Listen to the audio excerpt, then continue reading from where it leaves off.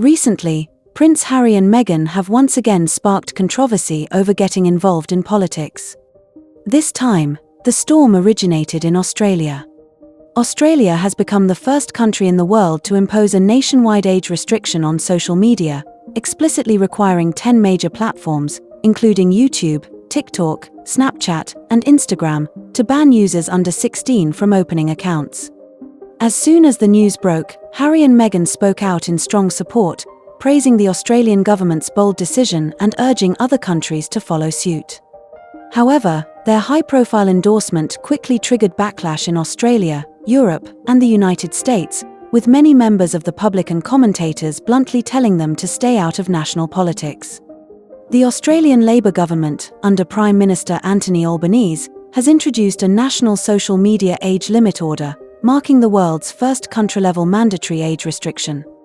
Harry and Meghan released a 537-word statement through the Archewell Foundation strongly supporting the move, bluntly stating, "It should never have come to this."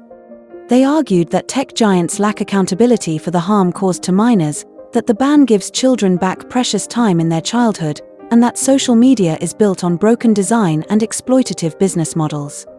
At the same time, the couple stressed that the ban is only a stopgap measure and that the underlying problems remain unresolved. Although Harry and Meghan have stressed that their position is based on child safety, their intervention has still drawn criticism.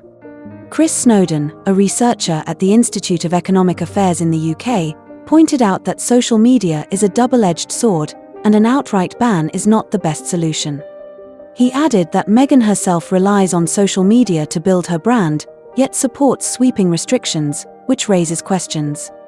Many Australian netizens also voiced blunt dissatisfaction, interfering in other countries' affairs again, and Australia doesn't need your opinions. Such backlash is not new. In recent years, Harry and Meghan have repeatedly been accused of diluting the royal tradition of political neutrality after speaking out on political issues in the United States. Before the Australian controversy, Prince Harry had already made headlines for publicly mocking US President Donald Trump on 2 occasions. At the 65th anniversary dinner of the British-American Business Council, Harry mentioned that many British fans would be traveling to the United States next year to watch World Cup matches. It sounded perfectly ordinary, until he suddenly shifted tone and added a pointed line, "Of course, as long as they behave themselves, and make it through customs, and avoid ICE." The room erupted in laughter. Earlier, during the Late Show with Stephen Colbert, Harry implied that America had chosen a king, prompting even boos from the audience. Such remarks have been interpreted by some US media outlets as showing a clear political leaning, standing in stark contrast to his royal background. According to US media reports, Harry has also been unhappy recently about Meghan sharing content on social media in which their children's faces are visible.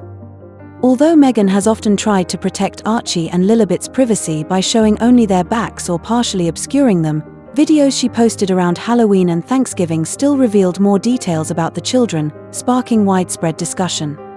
A source said, "Harry doesn't like this kind of public exposure." At the same time, Meghan has been accused of tying the promotion of her new brand, as ever, to the royal wedding, which has reportedly also left Harry dissatisfied. Despite the ongoing controversies, a recent video of Harry and Meghan participating with their children in a Thanksgiving meal preparation at a charitable kitchen has received widespread praise online. 4-year-old Lilibet, with her striking red hair, quickly became the center of attention, with many fans commenting, "She looks just like Harry." It's worth noting that Harry and Meghan have long prioritized online safety as a key area of their philanthropic work. They launched the Parents Network to connect with families who have lost children due to social media-related harm, have given multiple public talks advocating for algorithm reform and better protections for teens, and have participated in podcasts to share their concerns about children's relationship with the internet. In their latest statement, they once again emphasized, "No child should be manipulated by algorithms, have their privacy taken away, or be harmed."